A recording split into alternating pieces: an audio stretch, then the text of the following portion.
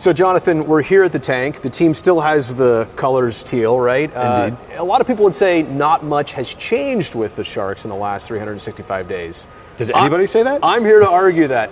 How do you describe the magnitude of change for this team in the last year? So, maybe most people remember, but when we announced that we were doing a search for a GM, I said that this was not going to just be a GM search. I said that this was a chance to reset the entire franchise. And so in that time, we've hired a new GM, a new AGM, a new head coach, new assistant coaches. We've changed out almost 50% of hockey ops.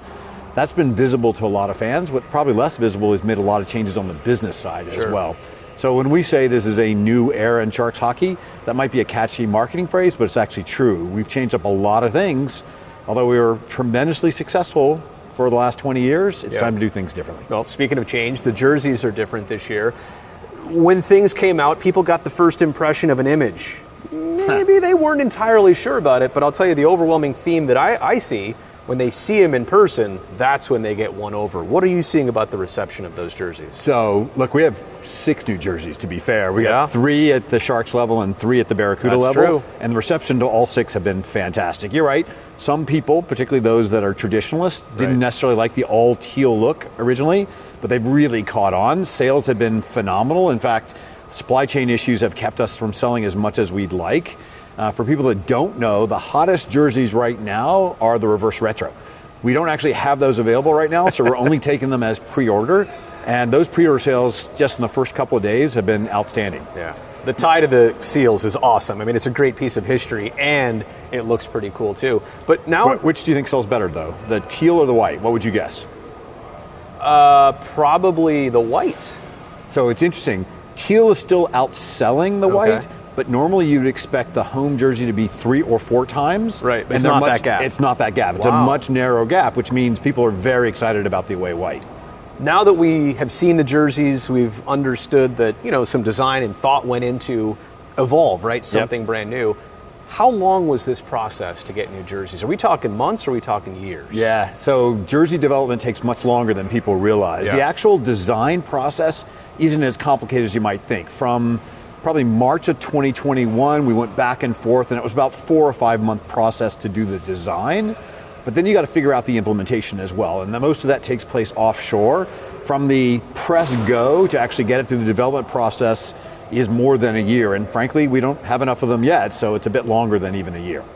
Seeing what I've seen of Tech CU Arena, and no disrespect to this place, love the tank. Hope I get to come here the rest of my life. That building and that experience might be more important to growing hockey in Northern California than this place. And that's saying a lot. I really think the potential over there is tremendous. How are you guys seeing it now just a couple games in with the Barracuda? Well, it's nice that the Barracuda are undefeated on the road and in their building as well. Good start. But I agree. If we're talking about youth hockey and the future of what hockey feels like in Silicon Valley and the Bay Area, then that 6-ice facility is phenomenal. It is the heart of it. And being able to have a state-of-the-art facility of 4,500 seats to play an AHL game as well, and that you can skate on that ice when we don't actually have a Barracuda game there as well, I think it is probably the most important facility in the Bay Area. Well, maybe until the next one we build. You could host World Juniors here now. Just thinking. Saying. Two world-class buildings, something that you're trying short distance apart. I don't know anything. I'm just suggesting. The new scoreboard. It looks great. You didn't say Jumbotron, thank you. No, well, the first one was a Jumbotron. Fair enough. We're on version 3. I remember all 3 of them, or the first 2, by the way. Can't get anything past can you? I heard there's going to be an interactive feature of this. So, it's funny, when you see a gigantic scoreboard or center hung monitor as it's normally called, the first thing that you think about is, here's how big it is. And then you say, all right, well, the pixels are denser and stuff like that. But like many things here in Silicon Valley, it's not just the hardware, it's the software and programming of it. And we're going to be rolling out incremental new features, I can't say every day, and maybe not every week, but very continuously. In fact, the display already looks different from the first game than it did on the second game. Many people noticed it. We actually got some things not quite right on the first game. So tonight, things go as planned. There will actually be a way for fans to stream themselves onto the big board as well. Wow. And we'll be rolling that out tonight. How about broadcasters? Maybe you. Not yet. Not yet. But we already showed the broadcast on the That's true. That's true. You guys did an amazing tribute to Doug Wilson on the first homestand of the season here. And obviously the timing worked out, Sharks and Chicago, but looking back, how important was it to do that as soon as you could? You know, because you didn't really get the chance last year to properly say goodbye. And thank you.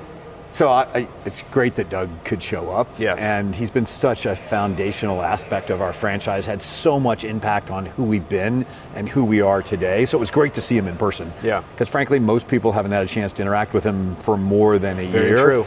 And the love and outpouring from the crowd, the emotion, the alumni showing up again, it's unfortunately the end of a chapter of our franchise, but it gives us a chance and a baton to be passed to the next chapter as well.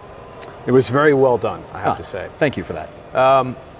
Just looking around the neighborhood when I drive in, construction underway on several sites. I know that Google has their plan and is going to eventually kind of take over the downtown area here of San Jose.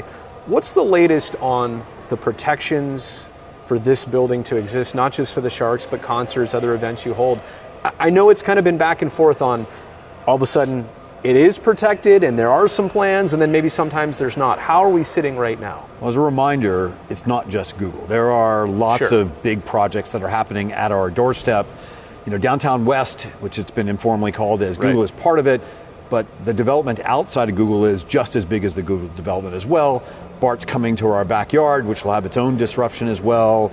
High-speed rail, potentially, electrification of Caltrain. So there's like 5 once-in-a-generation projects. Right.